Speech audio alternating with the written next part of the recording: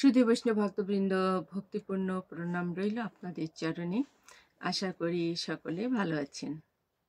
সুধী বৈষ্ণব ভক্তবৃন্দ, আমরা আজ এই মহামায়ার আগমন উপলক্ষে, শারদীয় দুর্গা উৎসব উপলক্ষে আমরা মহামায়া অর্থাৎ মায়ের, দুর্গা মায়ের তপস্যা সম্পর্কে জানব। তিনি কি করে তপস্যা করে মহাদেবের সাক্ষাৎ পেয়েছিলেন। তো আসুন আমরা ব্রতী হই। জ্ঞানতিমিরান্ধস্য জ্ঞানঞ্জন শলাকয়া চক্ষুরুন্মীলিতং যেন তস্मै শ্রীগুরুবে নমঃ। সর্বমঙ্গল মঙ্গলে শিবে সর্বার্থ সাধিকে শরণ্যে ত্র্যম্বকে গৌরী নারায়ণী নমস্তুতে।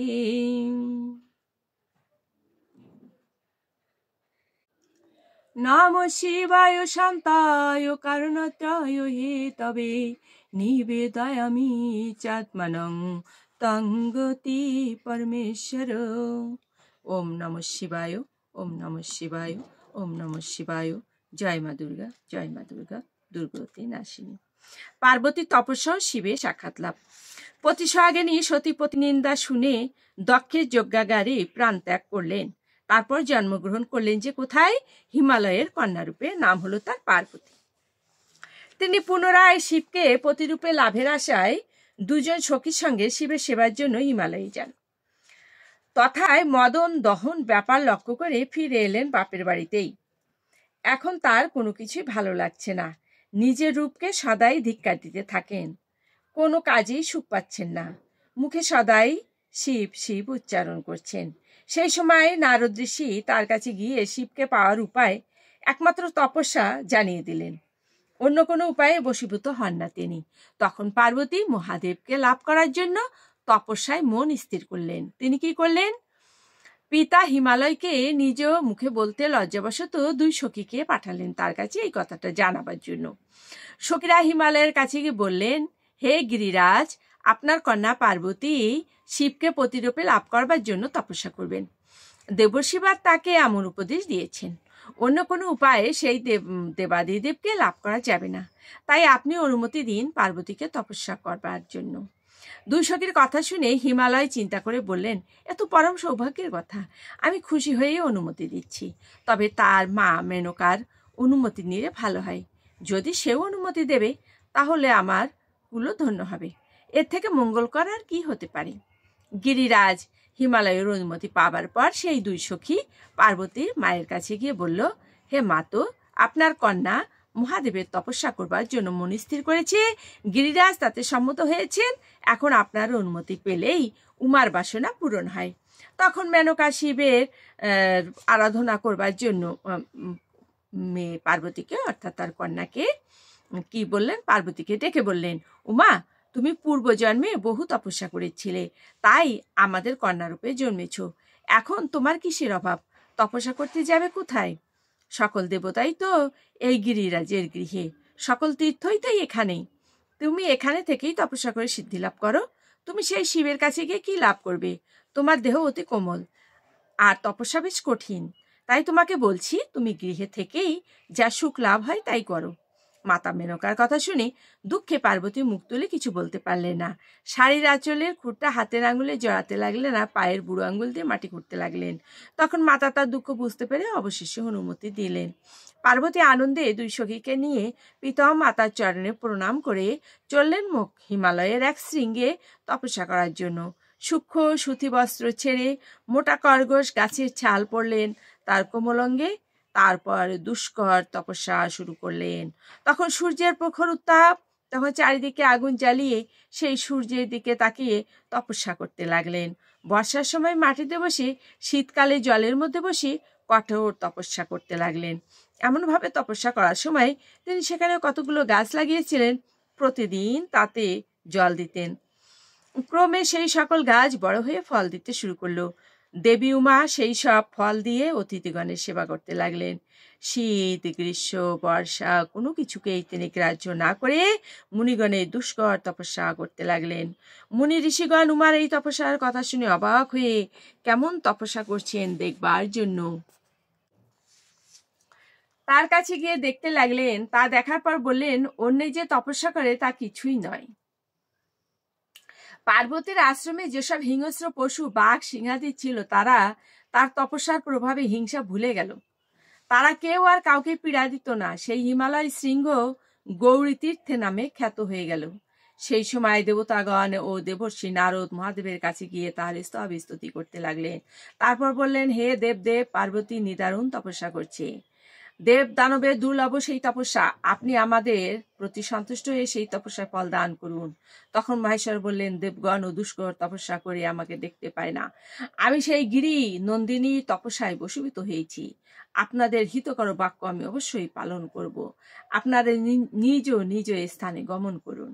মহেশ্বরের কথায় দেবতাগণ তাকে প্রণাম জানিয়ে সেখান থেকে চলে গেলেন। আর শিব তখন এক জটিল বৃদ্ধ ব্রাহ্মণের রূপ ধরে পার্বতীর আশ্রমে উপস্থিত হলেন। অতিথিকে দেখে পার্বতী অভ্যর্থনা জানিয়ে ফলাদি দ্বারা তার সেবা ও ফুলাদি দিয়ে তার পূজা করলেন। তারপর তার কুশল জিজ্ঞাসা করলেন। শিব তখন তার আপনার স্বরূপ গোপন করে পার্বতীকে জিজ্ঞাসা করলেন, দেবী, তোমার এই আশ্রমে জল ফলাদি সবসময় পরিপূর্ণ দেখছি। তুমি এই নবীন বয়সে যখন এমন কঠোর তপস্যা করছো, তাই তোমাকে কিঞ্চিৎ জিজ্ঞাসা করতে চাই। সকল বরই তোমার আয়ত্তে, তাহলে তুমি কি বর প্রার্থনায় তপস্যা করছো? আর পার্বতী লজ্জায় নিজ মুখে কিছু না বলে এক সখীর দ্বারা বলালেন। সেই সখী গিয়ে সেই বৃদ্ধ জাতুর ব্রাহ্মণকে বলল, আমার সখী দেবাদিদেব মহাদেবকে পতিরূপে পাবার জন্যই এমন ঘোর তপস্যা করছে। হে প্রভু, ইনি প্রথমে কতগুলো বৃক্ষরোপণ করেছিলেন, সেগুলো এখন ফল দান করছে, কিন্তু আমার সখীর মনোরথের কোন রূপ অঙ্কিরও আমরা দেখতে পাচ্ছি না। আমার সখী প্রথমে তার রূপের পরশরালয়ে শিবের আরাধনা করেন, কিন্তু মদন দহনকারী শিব সৌন্দর্যের বশ্য নহে। তারপর দেবশ্রী নারদের পরামর্শে কঠোর তপস্যায় ব্রতী হয়েছেন আমাদের সখী পার্বতী। সখীর মুখে এমন কথা শুনে বিপ্রবেশী শিব বললেন, এই সখী যা বলল তা কি সত্য বা পরিহাস? তখন পার্বতী নিজেই বললেন, আমার সখী যা বলল তা সবই সত্য। আমি মন ও বাক্যের দ্বারা সেই শিবকে প্রতিরূপে বরণ করেছি। আমি তাকে দুর্লভ বলেই মনে করি, তাই সহজে পাওয়া তাকে সম্ভব নয়। পার্বতীর কথা শুনে বৃদ্ধ বললেন, আমি এখন উঠি। মনে মনে ভেবেছিলাম তোমার সঙ্গে মিত্রতা করব, কিন্তু এখন দেখছি তোমার বিপরীত ভাব। তুমি আমার সম্মান ও ভক্তির পাত্র হয়েছিলে, কিন্তু তোমার কথা শুনে সেই শ্রদ্ধা ভক্তি নষ্ট হয়ে গেল। এই কথা বলে সেই বৃদ্ধ আসন ছেড়ে উঠে পড়লেন। তখন পার্বতী জিজ্ঞাসা করলেন, একি, আপনি আমার মধ্যে কি বিপরীত ভাব দেখতে পেলেন? দয়া করে আমাকে বলুন। তখন বৃদ্ধ বললেন, হে সুব্রতে, তাহলে শোনো, তুমি সোনা ফেলে কাচের কদর করছো, চন্দন ছেড়ে গায়ে কাদা লেপতে যাচ্ছ, হাতিকে বাদ দিয়ে বলদকে বাহন করতে চাইছো, গঙ্গার জল ফেলে দিয়ে কূপের জল পান করতে চাও। হে দেবেশী, সকল দেবতাগণকে বাদ দিয়ে দানব সহবাস কামনা করছো। হে দেবেশী, সকল দেবতাগণকে বাদ দিয়ে দানব সহবাস কামনা করছো। তুমি ইন্দ্রাদি দেবতাগণকে বাদ দিয়ে মহাদেবের উপর অনুরক্ত হয়েছ। এই তোমার ঠিক হয়নি, তুমি লোক বিরুদ্ধ কার্যই করছো। হে কমল নয়নে, তুমি কোথায়? আর সেই তিন চোখা শঙ্করী বা কোথায়? তোমার মুখমণ্ডল পূর্ণিমা চাঁদের মতো সুন্দর, আর সেই শিব পাঁচমুখ। তোমার মাথায় যে খোপা, তার সৌন্দর্যের বর্ণনা দিত, আর শিবের মাথায় জটা জঙ্গল। তোমার অঙ্গে চন্দনের লেপন, কিন্তু সেই শিবের গায়ে ছাই মাখা, ভস্ম মাখা। তোমার অঙ্গে অলঙ্কার সমূহের সঙ্গে কি শিবের গায়ে সাপের তুলনা হয়? তোমার আত্মীয়রা সকলেই দেবতা, আর সেই ভাঙর ভোলার পরিজন বলতে ভূত পিশাচের দল। তাই বলছি, তোমার সঙ্গে সেই শিবের কোনো রূপ তুলনাই হয় না। আর দেখো, আর কোনো সম্পদই নাই, তাই দিগম্বর হয়ে শ্মশানে শ্মশানে ঘুরে বেড়ায়, আর তুমি গিরিরাজ নন্দিনী। একজন সুদর্শন গুণবতী কন্যার পাত্র হিসেবে শিবের কোনো গুণই নাই। তার কণ্ঠে বিষপূর্ণ, সকলেই তাকে অনাদর করে, তাই সে ঘর ছেড়ে বনে বনে ঘুরে বেড়ায়। আর জাতের ঠিক নাই, কোনরূপ জ্ঞান বিদ্যা কিংবা দেশাচারও নাই। তাই তোমাকে আবার বলি, তুমি শিবের সঙ্গে মনের যোগ ত্যাগ করো, অন্য কোনো দেবতাকে প্রতিরূপে বরণ করো।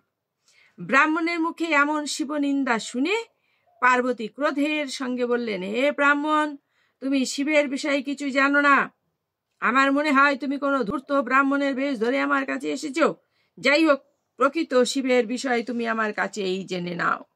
সেই শিব পরম মঙ্গলময়, নির্গুণ, কারণ বশে কখনো কখনো সগুণ হন। তিনি সদাশিব, সকল বিদ্যার অধিষ্ঠান। তাতেই সেই পরিপূর্ণ পরমাত্মার বিদ্যার আবার প্রয়োজন কি? তাহা হতেই প্রকৃতির উদ্ভব, কাজেই তার শক্তির হিসাবের প্রয়োজন কি? যেজন সেই নিত্য শিবের আরাধনা করে তার শক্তির বিকাশ হয়। তার সেবা করে মানুষ নিশ্চিত মৃত্যুকে জয় করে, তাই তিনি মৃত্যুঞ্জয় নামধারী। দুরাচারী পাপীরা সেই শিবের তত্ত্ব জানতে পারে না। যেই জন শিবের তত্ত্ব না জেনে তাকে নিন্দা করে তার সকল পুণ্য নষ্ট হয়ে যায়। আমি ক্ষোভের সঙ্গে পার্বতী অতি ক্ষোভের সঙ্গে পার্বতী এই কথাগুলো বলে চুপ করে গেলেন। তারপর তার সখীকে বললেন, এই শিব নিন্দুকের মুখ আমি দেখতে চাই না। শিব নিন্দাকারী শুধু নয়, সেই নিন্দা যে শোনে তারও পাপ হয়। মনে হয় এই বিপ্র আবারও শিব নিন্দা করতে উৎসুক। কাজেই চলো, আমরা এই স্থান ছেড়ে অন্য কোনো জায়গায় চলে যাই। এই কথা বলে দুই সখীর সঙ্গে পার্বতী সেই আশ্রম ছেড়ে চলে যাবার জন্য যেই মাত্র উঠে দাঁড়িয়েছেন, তখনই সেই ব্রাহ্মণ সাক্ষাৎ শিবমূর্তি ধারণ করে পার্বতীর হাত ধরলেন। পার্বতী এতদিন যেই মূর্তি ধ্যান করেছেন সেই মূর্তি দেখে পার্বতী লজ্জায় মুখ তুলতে পারছেন না। তখন শিব বললেন, মহাদেব বললেন, প্রিয়ে, তুমি আমাকে ছেড়ে কোথায় যাবে? আমি তোমার ব্যবহারে প্রসন্ন হয়েছি, এখন বর যাও। তোমাকে আমার অদেয় কিছুই নাই। এখন আমি তোমার প্রেমের কৃতদাস হলাম। এবার তুমি লজ্জা ত্যাগ করো। এসো, আমরা এখন ঘরে ফিরে যাই। তখন পার্বতীর সখী তার মনের কথা নিজের মুখে বলল, আমি এখন আপনার আজ্ঞাতেই পিতৃগৃহে যাচ্ছি। কীর্তিমান পুরুষেরা যেমন ভাবে বিবাহ করেন সেই রীতিতেই আপনি বিবাহ করে আমাকে ঘরে নিয়ে আসুন। সখীর মুখে উমার মনের কথা শিব বললেন, তাই হবে। সখীর মুখে উমার মনের কথা শুনে শিব ঠাকুর বললেন, তাই হবে। এই কথা বলে শিব সেখান থেকে অন্তর্হিত হলেন। সাধনায় সাক্ষাৎ সিদ্ধি লাভ করে পার্বতী ফিরে গেলেন হিমালয়ের গৃহে। সুধী বৈষ্ণব ভক্তবৃন্দ, আমরা শ্রবণ করলাম পার্বতীর তপস্যা সম্পর্কে। এর পরবর্তীতে আমরা হর পার্বতীর বিবাহ সম্পর্কে শ্রবণ করব। সকলেই আমার সঙ্গে থাকবেন, ভালো থাকবেন, এই প্রত্যাশা রেখে আজকের মতো এখানেই রাখছি। আসুন আমরা আরেকবার ভগবান শিবকে, পরম বৈষ্ণব মহাদেবকে প্রণাম এবং জগদীশ্বরী জগৎময়ী মা দুর্গা দুর্গতি নাশিনীর প্রণাম জানিয়ে বিশ্রামে যাই। सर्वमंगल मंगल्ये शिवे सर्वत साधिके शरण्ये त्र्यंबके गौरी नारायणी नमोस्तुते। नमो शिवाय शान्ताय करुणात्रय हेतवे निवेदयामि चात्मनं तं गति परमेश्वर। ओम नमो शिवाय, ओम नमो शिवाय, ओम नमो शिवाय, ओम नमो शिवाय। जय मा दुर्गा, जय मा दुर्गा, जय मा दुर्गा দুর্গতি নাশিনী। জগদীশ্বরী, এই বিশ্বময় তোমার সকল সন্তানদের দুর্গতি নাশ করে ভগবত মুখী করো। ওম শান্তি, ওম শান্তি, ওম শান্তি, শান্তি শান্তি।